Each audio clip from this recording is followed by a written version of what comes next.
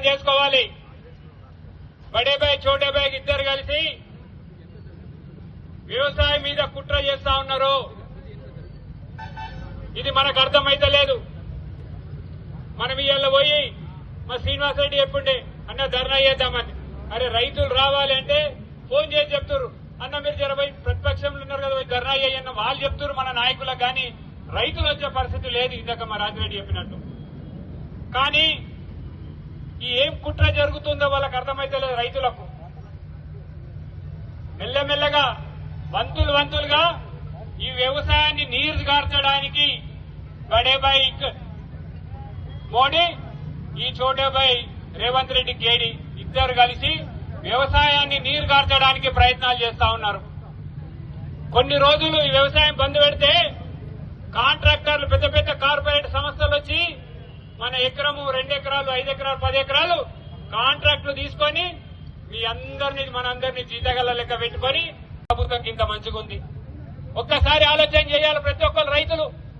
రైతులకు ఏ పార్టీతో సంబంధాలు ఉన్నాయి, ఏ రాజకీయ పార్టీ వైపు ఉండరు.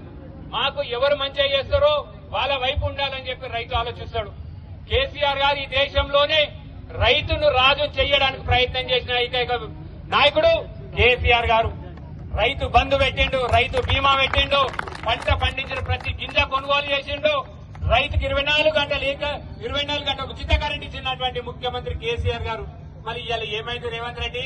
ఇవాళ కరెంటు చక్కగా ఏ సబ్ స్టేషన్ కన్నా పోదాం, మదన్ మోహన్ రాను ఏ సబ్ స్టేషన్ కన్నా రైతుకు ఒక 12 గంటలు కరెంట్ వస్తుందేమో చూపి నాకు. ఇవాళ మళ్ళా మోటార్లు కాలిపోతున్నాయి, దాని మీద సమీక్ష లేదు. ఇవాళ ఎల్లారెడ్డికి పట్టణంలో ఉంది, హాస్టల్ ఉంది, దాని మీద సమీక్ష లేదు. విద్యా వ్యవస్థ పక్క దారి పట్టింది, వ్యవసాయం పక్క దారి పట్టింది. ఇవాళ ఎమ్మెల్యేలు ముఖ్యమంత్రి ఒకటే ఒక దారి పట్టిండ్రు, భూములు అమ్ముకోవాలా పైసలు సంపాదించుకోవాలని చెప్పి సంపాదించడం దాచుకోవడం ఒకటే వాళ్ళకి ఎజెండా పెట్టిండ్రు.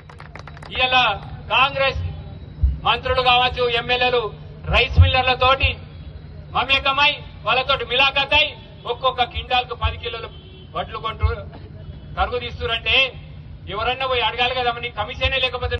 మరి గతంలో కేసీఆర్ గారు ముఖ్యమంత్రి బీఆర్ఎస్ ప్రభుత్వం ఉన్నప్పుడు రైతులకు యూరియా ఎట్లా దొరికింది, మరి ఇయ్యలు ఎందుకు యూరియా దొరకలేదు?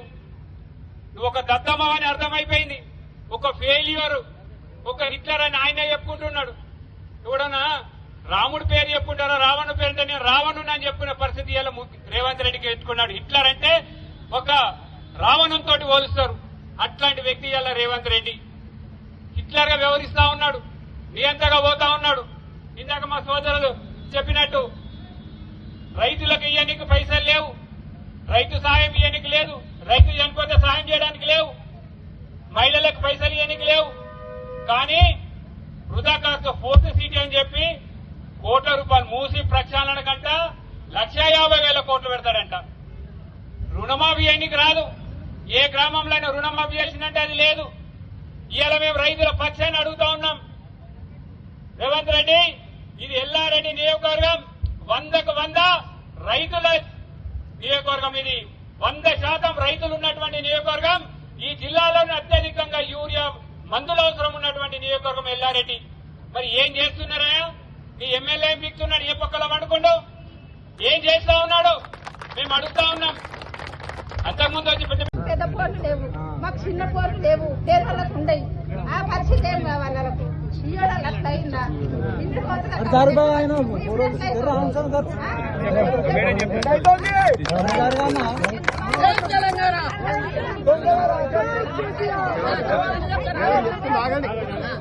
ఇప్పుడు ఆల్రెడీ 2,000 మెట్రిక్ టన్నుల దాకా మన దగ్గర ఉంది.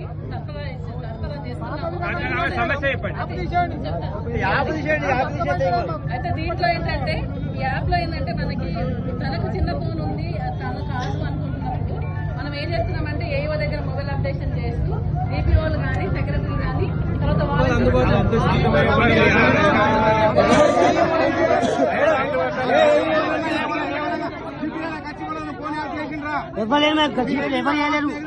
ఎవరు రాదు, ఎవరు పట్టించుకోరు, ఎవరు పట్టించుకోరు, గ్రామ జీపులు ఎవరు పట్టించుకోరు.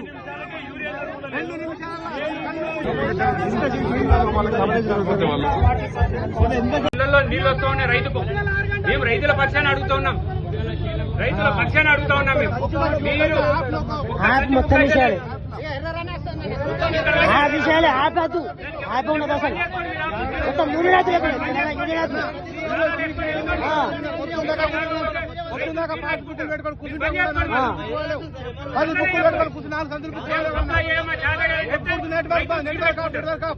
ఎందుకు డ్రామాలు వేస్తున్నారు? మేము సప్లై చేస్తామని ఇంకా డార్క్లో ఎందుకు పెడతా ఉన్నారు?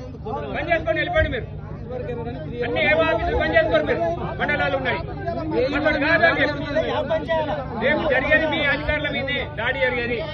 రైతులు కన్నెర్ర చేస్తే